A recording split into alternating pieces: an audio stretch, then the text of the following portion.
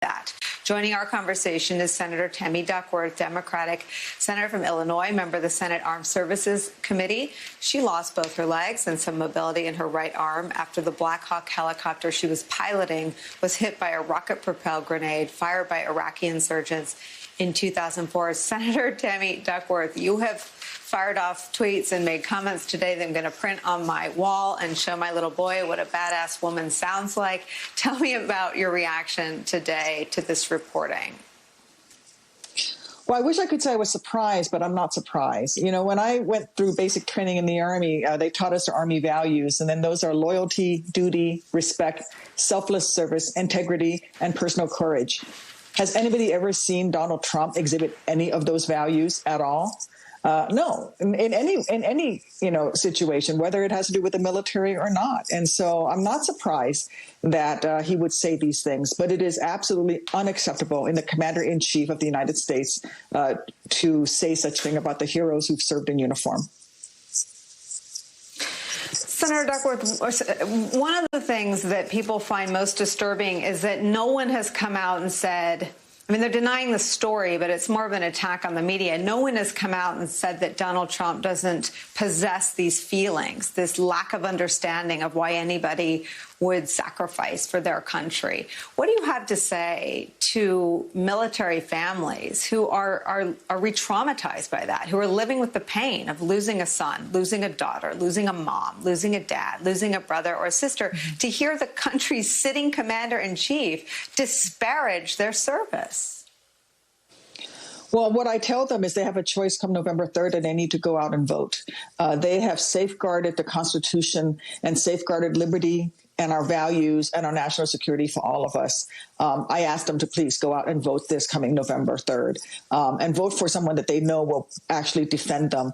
Vote for a military family, the Bidens, who know and understand exactly what they're going through because they themselves have gone through it themselves. They have watched a loved one be deployed and wondered day after day whether or not he's going to make it home, wondered whether that missed phone call means that he actually was hurt or not. They know what military families go through because they're a military family themselves.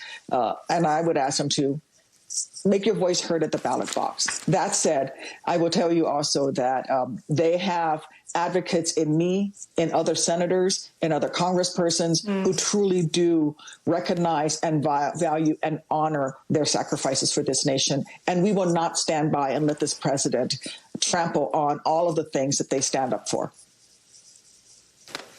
Yeah, something I think about a lot is the war on the Justice Department and the intelligence community had some public-facing elements. Mostly Donald Trump was attacking Rod Rosenstein and Jim Comey, and he likened the intelligence community to Nazis, I think, during the transition before he was even inaugurated.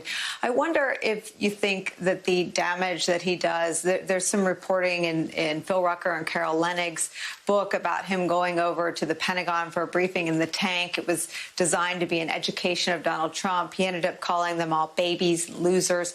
Do you think that there is this sort of vast aspect of what we don't know that he has tried to, ways that he's tried to use the military? We saw General Milley in Lafayette Square. We hear Donald Trump refer to them as my generals. I mean, what are your worries about what he's done to the military during his presidency that we don't know about?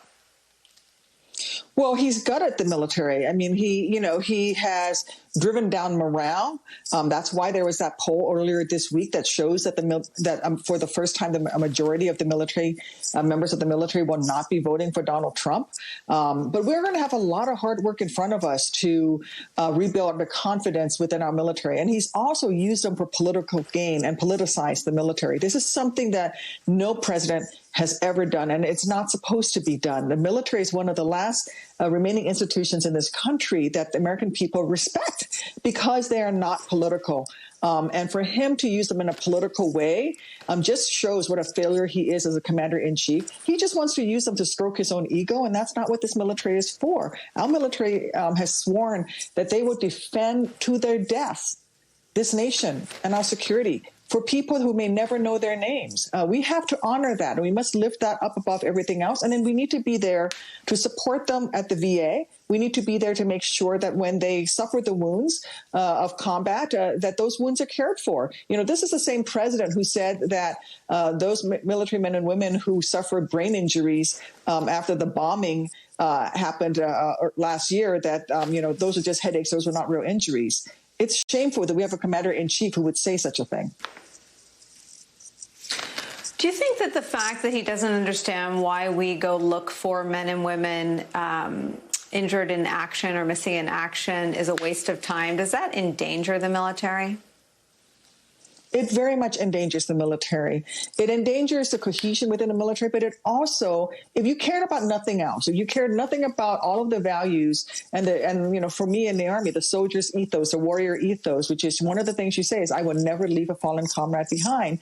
It's bad for readiness, right? When somebody goes into combat, they need to know that their buddies to their left and to their right will not leave them behind, no matter what. We will get you out of there, even if it is just bringing your body home. In fact, when I was wounded, my crew thought that I was dead, right? I never even got a tourniquet, so they thought I was dead, but they risked their lives to retrieve my body. And they carried my body through that field in Iraq, covered themselves in my blood and my flesh, and got me to that rescue aircraft. And only then did they discover that I was still alive. It was because these men and women stand up for the values that they fight for, that they've sworn to defend, that we have a fighting force that is the greatest military on the face of the earth.